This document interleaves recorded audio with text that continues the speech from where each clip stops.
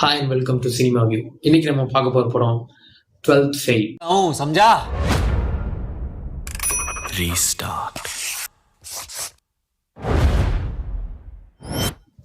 12th fail இந்த படத்தை வந்து வினோத் சோப்ரா வந்து டைரக்ட் பண்ணியிருக்காப்ல. இந்த படத்தை எனக்கு பார்க்கணுங்கிற இன்ட்ரெஸ்ட் எங்கேருந்து வந்துச்சுன்னா, இந்த டைரக்டர் வந்து பரத்வாஜ் இன்டர்வியூ ஒன்று கொடுத்துருப்பாப்ல. அந்த இன்டர்வியூ பார்த்தா எனக்கு பயங்கரமா இன்ஸ்பயர் ஆகி இந்த படம் பார்க்கணும் அப்படின்னு தோணுச்சு. படமும் அந்த அளவுக்கு இன்ஸ்பயர் பண்ணியிருக்கா அப்படின்னா ஆமாம். படம் வந்து ரொம்பவே ஒரு மோட்டிவேஷனல் படமா இருந்தது. அதாவது வந்து இந்த சூரரை போற்று, ஜெர்சி இந்த மாதிரி மோட்டிவேஷனல் படங்கள் எடுத்தோம்னா அந்த வரிசையில் இந்த படமும் சேர்ந்திருக்கிறது. இந்த டைரக்டர் வந்து இந்த முன்னாபா MBBS, 3 Idiots அந்த மாதிரி பல வரலாற்று சிறப்புமிக்க படங்களை ப்ரொடியூஸ் பண்ணியிருக்காப்ல. அதுக்கு முன்னாடி வந்து டைரக்டர் பண்ணிட்டு இருந்திருக்காப்ல. அவர் இப்போ வந்து ரொம்ப காலங்கள் கழிச்சு டைரக்ட் பண்ணியிருக்காப்ல. இந்த படத்தோட கதை என்ன அப்படின்னு வந்து பார்த்துக்கிட்டா, இதில் வந்து சம்பல் பள்ளத்தாக்கு அப்படின்னு சொல்லிட்டு ஒரு இது இருக்கு. அது வந்து இந்த வழிப்பறிக்கு பேர் போன இடமா இருக்கு. அங்கிருந்து ஒரு பையன் வரான்.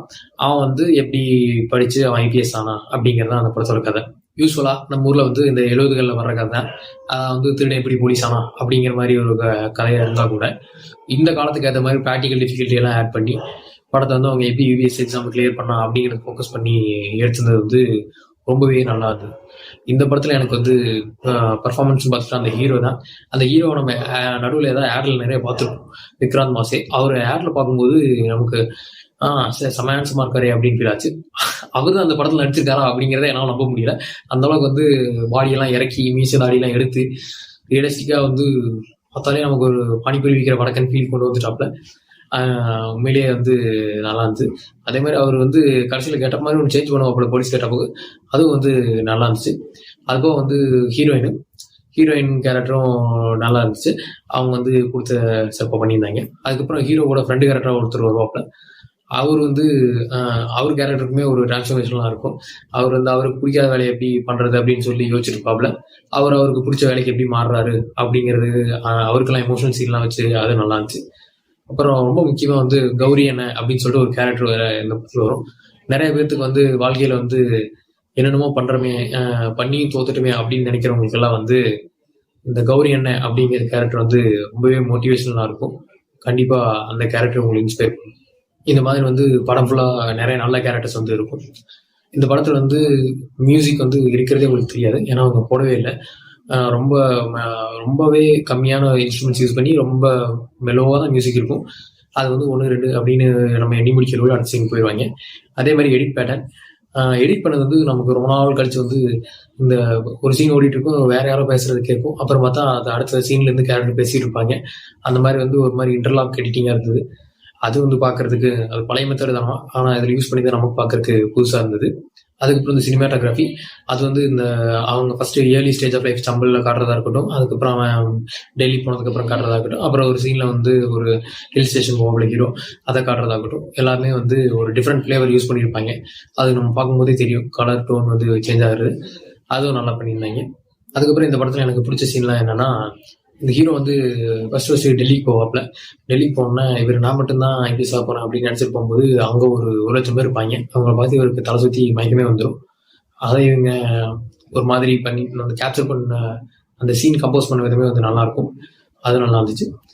அதுக்கப்புறம் வந்து இன்டர்வல் பிளாக் கிட்ட வந்து ஹீரோ ஒரு பிரச்சனையில இருந்து எமோஷனல் பிரேக் டவுன் ஆவாப்ல. ஒரு கொஸ்டின் தப்பா ஆன்சர் பண்ணிட்டேன்னு, அதுக்கு ஏங்கிற காரணமும் முன்னாடியே வந்து இருந்திருக்கும். ஸோ அது வந்து நல்லா இருந்தது. அதுக்கப்புறம் வந்து போலீஸ் ஸ்டேஷன் சீன் ஒன்று வரும். போலீஸ் ஸ்டேஷன் சீன்ல வந்து ஹீரோ போய் அவர் ஃப்ரெண்டை கூப்பிட்டு வருவாப்ல. அந்த சீனை பார்க்கும்போது எனக்கு வந்து என்னாச்சுன்னா, தோனி சொன்னது ஞாபகத்துக்கு வந்துச்சு. அதாவது ரிசல்ட்டோட ப்ராசஸ் தான் முக்கியங்கிற மாதிரி. அவர் எங்கிருந்தோ வந்திருப்பாரு, அவருக்கு பேசிக்கா இந்த அறிவுமே இருந்திருக்காது. ஸோ இந்த இதை ப்ரிப்பேர் பண்ண ஆரம்பிச்சதுக்கு அப்புறம் அவர் இந்த சொசைட்டி எப்படி ஃபேஸ் பண்றாரு அப்படிங்கிறத டிரான்ஸ்ஃபார்ம் ஆகி காட்டுற மாதிரி இருந்திருக்கும். அதாவது அவர் அந்த ப்ராசஸ்லயே வந்து ரொம்ப ஒரு மெச்சூர்டான காயா மாறி இருப்பாரு. அவர் ஈவன் எக்ஸாம் கிளியர் பண்ணாட்டியும் அது வந்து பார்க்கறதுக்கு ரொம்ப எனக்கு இன்ஸ்பைரிங்கா இருந்தது. அது இல்லாமல் அந்த சீன் மாசாவும் இருக்கும், அதுவும் நல்லா இருந்துச்சு. அதுக்கப்புறம் வந்து கிளைமேக்ஸ் சீன்ல எல்லாம் நல்லா இருந்து, ஒரே ஒரு குறை தான், என்ன கையிலே ஆகாசம் பாட்டு போட்டு ஜெயிச்சிட்ட மாறான்னு சொல்லலை அப்படிங்கிற ஃபீலிங் தான் இருந்துச்சு. மற்றபடி அந்த சீன் அதே மாதிரி தான் இருந்துச்சு. நமக்கு பார்க்குறப்ப நமக்கும் வந்து நம்மளே ஜெயிச்ச ஃபீலிங் அப்படிங்கிறது இருந்துச்சு. அதுக்கப்புறம் வந்து இன்டர்வியூ சீன் ஒன்று இருக்கும். அதில் அவங்க கேட்குற கேள்வியாக இருக்கும், அது ஹீரோ பதில் சொல்கிறதா இருக்கட்டும், ரொம்பவே நல்லா இருக்கும். அந்த சீன் ரொம்ப சூப்பராக பண்ணியிருந்தாங்க. அதுக்கப்புறம் டைலாக்ஸ், இது வந்து நிறைய டைலாக்ஸ் நல்லா இருக்கும். ஃபர்ஸ்ட் ஒரு காப்பி அடிச்சிருப்பாரு. அப்போ ஒரு டிஎஸ்பி வந்து தடுத்து எடுத்துவார். அப்போ இவர் கேட்பாரு, நான் உங்களை மாதிரி யாருக்கு என்ன பண்ணா, அப்போ அவர் வந்து சிம்பிளா காப்பி அடிக்காத அப்படின்னு சொல்லிட்டு போவாப்ல. அதே டைலாக் வந்து இன்டர்வியூ சீன்ல வந்து இவர், நீங்க இப்போ அது கிளியர் பண்ணல என்ன பண்ணுவீங்க அப்படின்னு கேட்கும்போது, நான் என் ஊருக்கு போய் என் பசங்கிட்ட டீச்சரா மாதிரி காப்பி அடிக்காதீங்கன்னு சொல்லி கொடுப்பேன் அப்படின்னு வந்து சொல்லுவாரு. அதே மாதிரி அந்த சீன்லயே வந்து நீங்க ஏன் அதுக்கு டிசர்விங்னு கேட்கும்போது ஒரு ஆக்சிஜன் சிலிண்டர் வச்சு ஒரு டைலாக் சொல்லுவாரு. அது நல்லா இருக்கும். அதுக்கப்புறம் வந்து அவங்க அப்பா அவரு பேசுவாரு. அப்போ வந்து நம்ம இதோட விட்டுறலாமா அப்படின்னு கேட்கும்போது வந்து நம்ம போராட்டம் என்னைக்கு முடியாது அப்படிங்கிற மாதிரி ஒரு ஒரு ரைம்ஸ் மாதிரி ஒன்று பாடுவாங்க. அதுவும் அந்த டைலாகும் நல்லா இருந்துச்சு. அதுக்கப்புறம் வந்து இந்த நம்ம கேள்விப்பட்டு நிறைய நியூஸ் எல்லாம் வந்து இந்த நார்த் இந்தியாவில் நிறைய பேர் காப்பி அடிக்கிறாங்க அப்படிங்கிற மாதிரி அவங்களாம் ஈஸியாக பாஸ் பண்றாங்க அப்படின்ட்டு. அவங்க காப்பி அடிச்சு பாஸ் பண்றதுனால அதுக்கு பின்னாடி எவ்வளவு பெரிய அரசியல் இருக்கு அப்படிங்கறதெல்லாம் வந்து இந்த படம் காட்டியிருப்போம். அதே மாதிரி கோச்சிங் சென்டர்ஸ் எல்லாம் என்ன மாதிரி ஸ்கேம் பண்றாங்க அப்படிங்கிற ஒரு சீன்ல காட்டியிருப்பீங்க. யூபிஎஸ்சி ஆஸ்பிரன்ஸ் எல்லாம் வந்து எவ்வளவு கஷ்டப்படுறாங்க, எத்தனை பேர் வந்து அதுல பாஸ் ஆகாமே போறாங்க அப்படிங்கிறது, அந்த மாதிரி அந்த பெயின் எல்லாம் கட்டியிருப்பாங்க. மொத்தம் இந்த படம் வந்து ஒரு மாதிரி ஒரு மோட்டிவேஷனல் பேக்கேஜ் தான்.